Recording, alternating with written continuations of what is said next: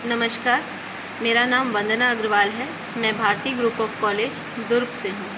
आज जो मैंने वीडियो बनाया है उसमें मैंने व्यू का क्रिएशन किया है ट्रिगर के द्वारा।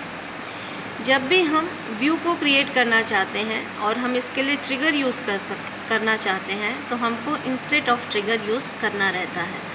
नॉर्मल ट्रिगर जो रहता है वह DML के परफॉर्मेंस के लिए हम यूज़ करते हैं।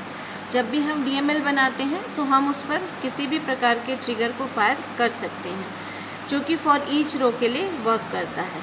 इंस्टेड ऑफ ट्रिगर जो है ये तब यूज़ होते हैं जब हम व्यू का क्रिएशन करना चाहते हैं। यह भी फॉर ईच रो पर ही वर्क करता है, लेकिन जो है यह आपके व्यू के क्रिएशन के लिए ही यूज़ होता है।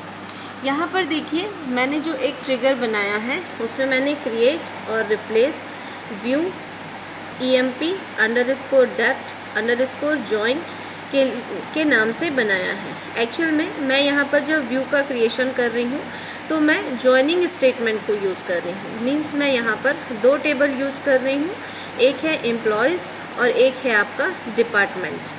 यहाँ पर मैंने एम्प्लॉय टेबल के जो कुछ कॉलम्स हैं उनको यूज़ किया है, डिपार्टमेंट टेबल के कुछ कॉलम्स को यूज़ किया है। दोनों ही टेबल पर ID नाम का मेरा एक डेटा कॉमन है, जिसके बेस पर मैं यहाँ ज्वाइनिंग करके व्यू का क्रिएशन कर रही हूँ। तो क्रिएट और रिप्लेस व्यू EMP_depth_join हमने व्यू का नाम लिया है। Then select D.department_ID and D.department_name जो है ये मैंने डिपार्टमेंट्स टेबल से यूज़ किया है।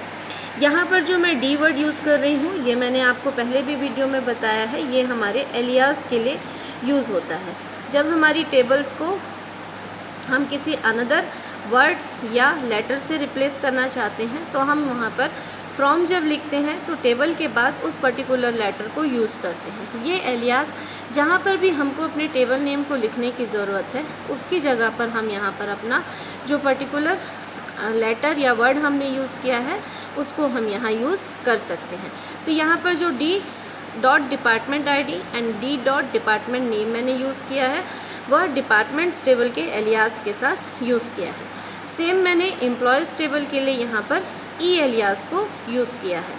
अब देखिए, मैं यहाँ पर एक वेयर कंडीशन ले रही हूँ, E.department_ID = D.department_ID मीन्स जो मेरा व्यू का क्रिएशन होगा वह डिपार्टमेंट्स एंड आपके एम्प्लॉय टेबल के ज्वाइनिंग टेबल के आधार पर हम यहाँ पर यूज़ करेंगे। लेकिन यहाँ पर जब देखिए मैंने जो वेयर कंडीशन ली है उसमें मैंने क्या किया है, E एंड D जो है वो एलियास को यूज़ किया है। अब हम यहाँ पर अपने ट्रिगर का क्रिएशन करते हैं। ट्रिगर में देखिए मैंने क्रिएट एंड रिप्लेस ट्रिगर लिखा, insert_EMP_depth जो है वह मेरे ट्रिगर का नाम है।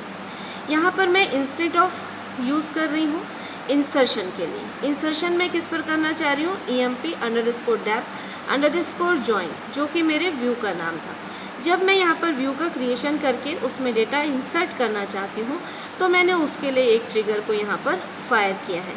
यहाँ पर मैं एक वेरिएबल डिक्लेयर कर रही हूँ V_department_ID जो मैं ले रही हूँ अपने डिपार्टमेंट टेबल से। डिपार्टमेंट टेबल के एक ID कॉलम से मैं यहाँ पर डेटा ले रही हूँ जो कि % टाइप के आधार पर यूज़ होगा। देन हम बिगिन सेक्शन में जाते हैं, वहाँ पर हमने सिलेक्शन क्वेरी लिखी है, select department_ID into V_department_ID। That means मैं सेलेक्ट कर रही हूँ अपने डिपार्टमेंट्स टेबल से ID कॉलम को और उसका डेटा मैं किस में डलवा रही हूँ, V_department_ID में। देन उसके बाद में मैंने वेयर कंडीशन लिया है कि जब मैं डिपार्टमेंट ID में वैल्यू असाइन कर रही हूँ :new.department_ID मीन्स जब मैं इस प्रोग्राम को एग्जीक्यूट करूँगी और जो वैल्यू मैं दूँगी वह वैल्यू मेरी जो है वह डिपार्टमेंट ID के साथ में मैच की जाएगी।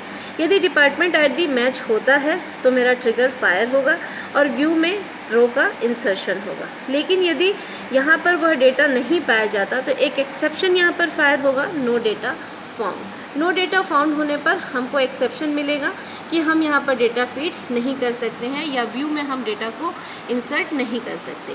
लेकिन यदि मैंने कोई ऐसा आईडी दिया है जो कि मेरी डिपार्टमेंट टेबल से मैच करता है तो उसके डेटा के आधार पर इंसर्शन होगा। यहाँ पर जो इंसर्शन हो रहा है देखिए आपके डिपार्टमेंट्स टेबल में हो रहा है और EMP टेबल में हो रहा है।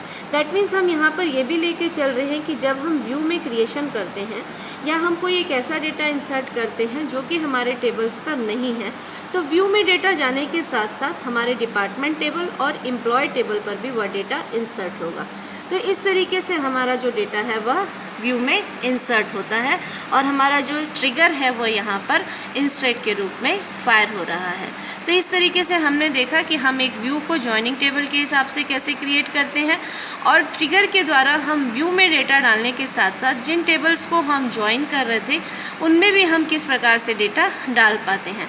और यदि हमारा डेटा वहाँ पर फाउंड नहीं होता है तो हमको वहाँ पर एक एक्सेप्शन रेज होकर मिलता है।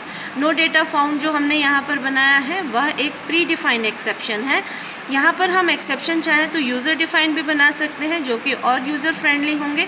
उसके आधार पर हम अपने डेटा को यहाँ पर डिस्प्ले कर पाएंगे या एरर मैसेजेस दे पाएंगे। तो ये जो है ये एक एग्जाम्पल है इंस्टेड ऑफ ट्रिगर का।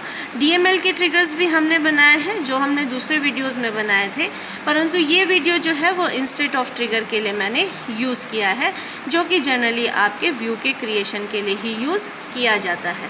Thank you.